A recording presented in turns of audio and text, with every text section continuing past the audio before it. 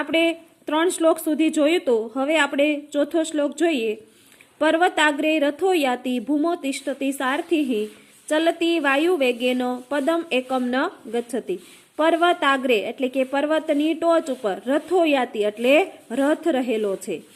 પર્વતની ટોચ ઉપર રથ રહેલો છે। ભૂમો તિષ્ઠતિ સારથી એટલે કે તેનો સારથી, ભૂમો એટલે જમીન પર રહે છે, તિષ્ઠતિ એટલે રહે છે, તેનો સારથી જમીન પર રહે છે। ચલતી વાયુ વેગેન એટલે તે વાયુ વેગે ચાલે છે। પદમ એકમ ન ગચ્છતિ અને એક પણ ડગલું આગળ ચાલતો નથી। શું આવશે અહીંયા જવાબમાં? કુંભારનો ચાકડો। કુંભારનો ચાકડો છે એનું તમે જોશો કે એનું એકદમ સીધું ન હોય, એનું પૈડું થોડુંક વળેલું આમ હોય, એટલે એનું ટોચ ઉપર રહેલો, એટલે પર્વતના ટોચ ઉપર શું હાલે? રથ। અને જે કુંભાર છે એ માટલું કે કોઈ પણ વસ્તુ માટીની બનાવતો હોય તો એ ક્યાં બેસીને? એ ઉપર બેસીને, ચાકડા ઉપર બેસીને ન કરે, પણ બાજુમાં નીચે બેસીને એ કરે। એટલે શું કે તેનો સારથી જમીન પર રહે છે। અને કુંભાર જ્યારે તમે જોયું હોય કોઈ પણ વસ્તુ માટીની બનતી હોય તે ચાકડો ખૂબ વાયુ વેગે ચાલતો હોય, એટલે શું કે છે? તે વાયુ વેગે ચાલે છે પણ એક પણ ડગલું છે એ આગળ જતો નથી, ત્યાં ને ત્યાં જ એ ચાલે છે। પછીનો શ્લોક સુવર્ણસ્ય સુવર્ણસ્ય સુવર્ણસ્ય ચ જાનકી પ્રેષિતા તવ રામેણ સુવર્ણસ્ય ચ મુદ્રિકા। 1, 2, 3 અને 4 4 વખત અહીંયા સુવર્ણસ્ય શબ્દનો અર્થ છે એ અલગ અલગ છે।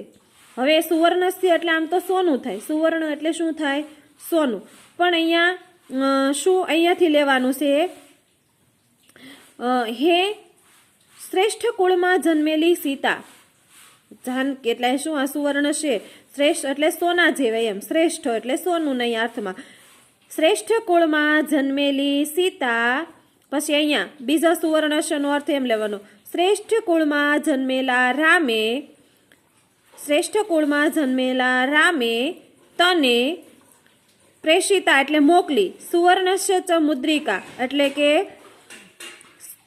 અહીંયા સુવર્ણ કુળમાં જન્મેલી સીતા, સુવર્ણ જેવી સીતા એમ લેવાનું। સુવર્ણ કુળમાં જન્મેલી સુવર્ણ જેવી શ્રેષ્ઠ સીતા, સુવર્ણ કુળમાં જન્મેલા, પછી રામેણ એટલે રામે, પ્રેષિતા એટલે મોકલી, સુવર્ણસ્ય મુદ્રિકા એટલે કે સોનાની વીંટી છે એ તને મોકલી છે।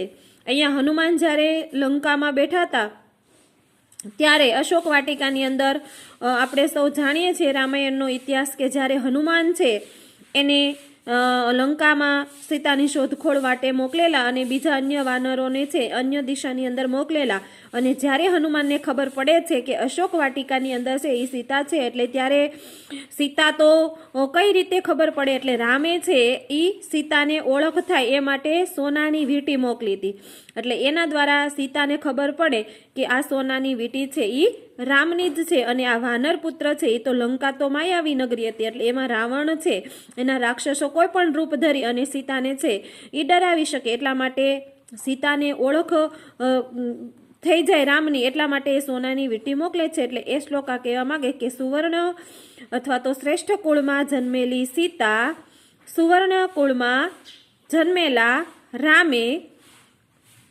પછી શું આવશે? તને સુવર્ણસ્ય ચ મુદ્રિકા એટલે કે સોનાની વીંટી છે, તને સોનાની વીંટી મોકલી છે।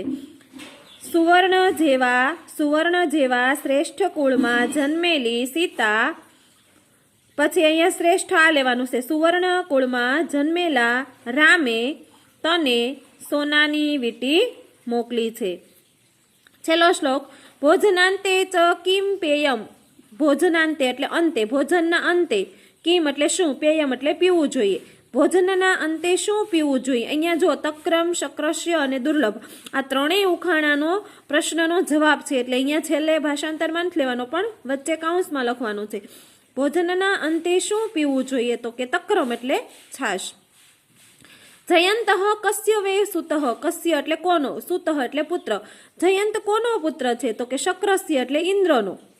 કથમ વિષ્ણુ પદમ પ્રોક્તમ, પ્રોક્તમ એટલે કહેવાયેલું છે, કથમ એટલે કેવું, વિષ્ણુ પદમ એટલે વિષ્ણુનું પદ, અહીંયા પહેલો શબ્દ વિષ્ણુનું પદ લે, વિષ્ણુનું પદ કેવું કહેવાયું છે? તો દુર્લભ। આ ત્રણેયનો જવાબ। ફરી વખત ચોથો, પાંચમો અને છઠ્ઠો શ્લોક આપણે જોઈએ। પર્વતની ટોચ ઉપર રથ રહેલો છે અને તેનો સારથી જમીન પર રહે છે. વાયુની વેગે ચાલે છે પણ એક પણ ડગલું આગળ ચાલતો નથી. જવાબમાં શું આવશે? કુંભારનો ચાકડો. સુવર્ણ જેવા શ્રેષ્ઠ કુળમાં જન્મેલી સીતા સુવર્ણ જેવા કુળમાં જન્મેલા અથવા તો સુવર્ણ જેવા શ્રેષ્ઠ કુળમાં જન્મેલા રામે તને સોનાની વીંટી મોકલી છે. ભોજનના અંતે શું પીવું જોઈએ? તો કે છાશ. જયંત કોનો પુત્ર છે?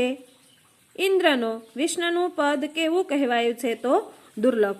હવે અહીંયા આ શબ્દાર્થ છે એ તમારે હું ચોપડામાં તો લખીને મોકલું છું અને ભાષાંતર પણ ચોપડામાં લખીને મોકલું છું. સ્વાધ્યાય પોથી છે એ આવતા લેક્ચરની અંદર છે એ સ્વાધ્યાય પોથીના વિડીયો છે એ હું તમને મોકલીશ અને એ તમારે PDF સ્વરૂપે હોય એ સ્વાધ્યાય પોથી તમારે પૂરવાની છે.